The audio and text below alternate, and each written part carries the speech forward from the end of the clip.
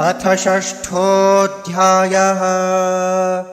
श्रीभगवानुवाच अनाश्रितः कर्मफलम्।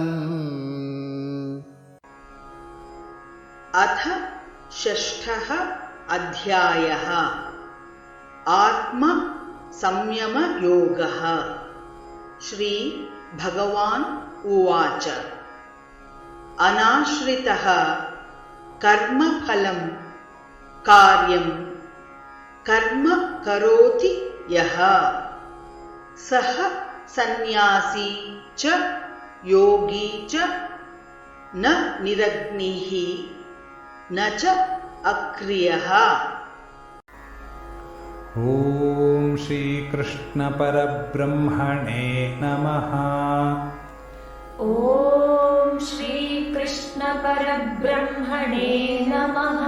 श्रीमद्भगवद्गीता श्रीमद्भगवद्गीता षष्ठोऽध्यायः। षष्ठोऽध्यायः। आत्मसंयमयोगः। आत्मसंयमयोगः।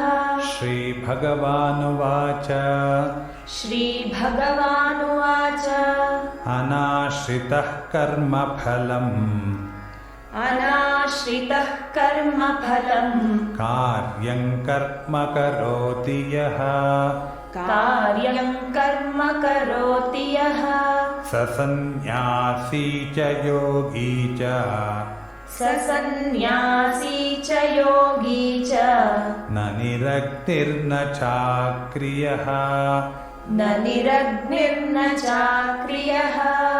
अनाश्रितः कर्मफलं कार्यं कर्म करोति यः अनाश्रितः कर्मफलं कार्यं कर्म करोति यः स सन्न्यासी च योगी च न निरग्निर्न चाक्रियः स सन्न्यासी च योगी च न निरग्निर्न चाक्रियः।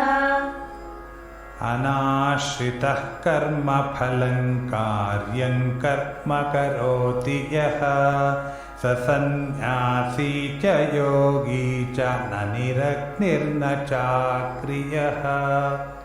अनाश्रितः कर्मफलं कार्यं कर्म करोति यः स सन्न्यासी च योगी च न निरग्निर्न चाक्रियः।